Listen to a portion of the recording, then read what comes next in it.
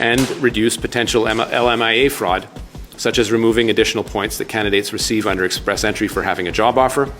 This measure is expected to remove the incentive for candidates to purchase an LMIA, resulting in increased fairness and integrity in the express entry system and taking some of the value of the fraud already being perpetrated in the LMIA system. That's a word of Immigration Minister Mark Miller, and अब आपको समझा दूं simple language में कि ये इन्होंने क्या कहना चाहते हैं और क्या है सिनेरियो। अब बहुत लोग मैंने पूछना है 50 पॉइंट्स की एलएमआई बंद हो गई है, हमें वर्क परमिट नहीं मिलेगा, जिनके पास एलएमआई ऑलरेडी है, जिनके 50 पॉइंट्स ऑलरेडी है, उनको भी अफेक्ट किया जाएगा या जिनका अभी जो लेने वाले उनको अफेक्ट किया जाएगा। तो आपको सिंपल भाषा में समझाता हूँ, अगर आपके पास 50 पॉइंट्स की एलएमआई है या आप लेने वाले हो तो आपका स्कोर नील हो जाएगा। 50 पॉइंट्स की एलएमआई होती कैसे समझाता हूँ मैं आपको। फॉर एग्जाम्पल, आप पीआर के लिए आपने फाइल की हुई है, आपने वन का एक्सपीरियंस लिया हुआ है और आपको सीसी का एक्सपीरियंस है, फॉरेन का एक्सपीरियंस है, डजंट मैटर। आपने किसी एम्प्लॉयर से बात करी, आपने उसको बोला कि मेरे को 50 पॉइंट्स की एलएमआई दे दे और उसने आपको 50 पॉइंट्स की एलएमआई दे दी और उसमें फ्रॉड स्कैम हर किसी को पता है, फ्री में कुछ नहीं मिलता, यू हैव टू पे। तो उससे होता क्या था कि आपका सीआरएस स्कोर इंक्रीज होता था एंड जिससे आपके पीआर के चांसेस काफी हाई होते थे।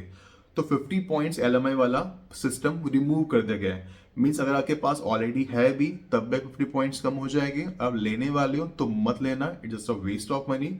और 50 पॉइंट वाला सिनेरियो परमानेंटली बंद कर दिया गया है। दूसरी मोस्ट इंपॉर्टेंट चीज, फ्लैग पुलिंग बंद कर दी गई है। दैट मीन्स पहले 17 दिसंबर 2024 से पहले फ्लैग पुलिंग ओपन थी। आप स्टडी से वर्क परमिट करना चाहते हो वो पॉसिबल नहीं था, लेकिन विजिटर से वर्क परमिट करना चाहते हो वो पॉसिबल था।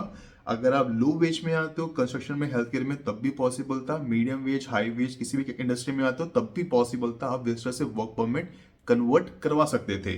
चाहे ऑन्टारियो हो, अल्बर्टा के अंदर हो, चाहे ब्रिटिश कोलंबिया के पोर्ट में हो, आप वर्क परमिट कन्वर्ट करवा सकते थे। अगर आपके पास सारे जेन्युइन डॉक्यूमेंट्स हैं, आपके पास सब कुछ डॉक्यूमेंट्स फुलफिल आप कर रहे हो, आपका आराम से सीबीएसई के बॉर्डर पे जाओ, यूएस कनाडा के बॉर्डर पे फ्लैग पुलिंग करते थे, जिसे हम एक टर्म बोलते हैं। वहां से घूम के वापस आना होता था यूएस बॉर्डर से, आपको बोलना होता था कि हमें फ्लैग पुलिंग करनी है, वहां पे पेपर पे स्टैंप लगा देते हैं, then you have to come back to Canada and आप वर्क परमिट के लिए अप्लाई कर देते। आपसे कुछ क्वेश्चन पूछे जाते थे सीबीएसई बॉर्डर के थ्रू, एंड अगर लगता था कि आप लेजिटिमेट हो, आपके पास सारे डॉक्यूमेंट्स हैं, तो आपको वर्क परमिट देते थे। अब उस सिनेरियो को प्रॉपरली बंद कर दिया गया है। तीसरी मोस्ट इंपॉर्टेंट चीज, अब सीबीएसई दैट मीन्स इमिग्रेशन जो बॉर्डर पुलिस है, उनके पास राइट है कि आपका वो वीजा रद्द भी कर सकते हैं अगर आपका जो डॉक्यूमेंट्स है वो जेन्युइन नहीं है, या अगर आप ओवरस्टे करते हो, पकड़े जाते हो, या अगर आप कैश में जॉब करते हो, इवन अगर आप साइलम के लिए अप्लाई करते हो तो उसका जो भी प्रोसेस है उसको बहुत जल्दी कर दिया गया है और आपको वो डिनाई भी कर सकते हैं। मीन्स और आपका वीजा भी कैंसिल किया जा सकता है। It's all depend upon the immigration और द बॉर्डर पुलिस। अगर वो चाहे तो कैंसिल भी कर सकते हैं, या आपको एक विद इन 3-4 डेज का मैक्सिमम 1 वीक का टाइम देंगे that you have to go back to your home country.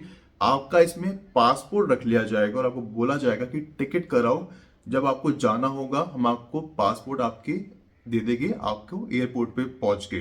तो ये चीजें भी हो रही है। आपको मैं एक चीज बता दूं बड़े ध्यान से, डजंट मैटर आप इंटरनेशनल स्टूडेंट हो या आप स्टडी परमिट पे हो, आप सैलम के लिए लगाना चाहते हो, या विजिटर वीजा पे आ रहे हो और सैलम के लिए अप्लाई करना चाहते हो, इट्स नॉट दैट इजी कि आपने कुछ भी बोल दिया और सैलम आपको मिल गया। If you have a legitimate proof, chat, video call recordings आपके पास है, आपके पास आपको अप्रूव कर सकते हो कि आपको जान का खतरा है, आपके पास एफआईआर कॉपी है, कोर्ट की पेपर्स है, कुछ भी XYZ है, तभी आपका साइलम का जो क्लेम है उसको अप्रूव किया जाएगा, अदरवाइज उसे रिजेक्ट कर दिया जाएगा। 2-3 हियरिंग के बाद भी उसे रिजेक्ट कर दिया जाएगा। और स्टार्टिंग में आज के सिनेरियो में रिजेक्शन इज वेरी हाई, क्योंकि सारे फेक साइलम हो रहे हैं, सारे फेक साइलम लगाए जा रहे हैं और सब कुछ फेक क्लेम किया जा रहा है कि हमें साइलम की रिक्वायरमेंट है। और ये स्पेशली इंटरनेशनल स्टूडेंट्स और जो लोग विजिटर वीजा पे आ रहे हैं वो काफी कर रहे हैं। सो अगर आपको लगाना ही है तो you should have a legitimate proof कि आपको साइलम के लिए क्यों चाहिए, और आपके पास सारी प्रूफ आपको दिखाने पड़ेंगे तभी पॉसिबिलिटी है, अदरवाइज पॉसिबिलिटी नहीं होगी। तो रियलिटी कनाडा में 2025 के अंदर 2024 के अंदर बहुत सारे रूल चेंज हुए हैं फ्रॉम मंथ ऑफ जनवरी में, चाहे वो स्पाउस के रिगार्डिंग हो, विजिटर वीजा के रिगार्डिंग हो, वर्क परमिट के रिगार्डिंग हो, इंटरनेशनल स्टूडेंट्स के रिगार्डिंग हो। ये भी रियलिटी की इंटरनेशनल स्टूडेंट्स का जो ड्रॉप है वो काफी डाउन हुआ है इन टर्म्स ऑफ एडमिशन के रिगार्डिंग, चाहे यूनिवर्सिटी हो, चाहे पब्लिक कॉलेज हो, प्राइवेट कॉलेज हो। प्राइवेट कॉलेज में तो वैसे भी वर्क परमिट नहीं मिलेगा।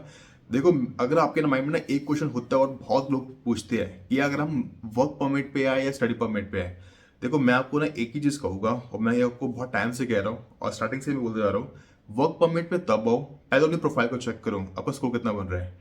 दूसरी चीज, फिर अपना वर्क परमिट पे तब आओ जब आप कंस्ट्रक्शन में हो, हेल्थ केयर में हो या स्किल बेस में हो, अदरवाइज मत आओ। या तो अगर आपके पास हाई वेज वाली जॉब है तब पॉसिबिलिटी है कि आपका वर्क परमिट अप्रूव होगा। अभी तो सिनेरियो ऐसा है कि अगर विजिटर वीजा भी है इनसाइड कनाडा में होगा, विजिटर वीजा से वर्क परमिट वैसे कन्वर्ट नहीं होगा। एज यू ऑल नो, एक ही ऑप्शन है, ऑनलाइन ऑप्शन है, and it will take 4 to 5 months, 6 months, 7 months। It's all depend upon the ESDC और IRCC कि वो कब आपका अप्रूव करते हैं, और जरूरी भी नहीं है कि अप्रूव हो। It's a 50-50 chances. It's all depend upon the profile you are applying for.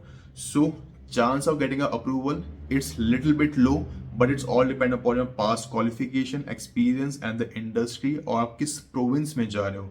अब दूसरी मोस्ट इंपॉर्टेंट चीज है स्टडी वीजा के रिगार्डिंग।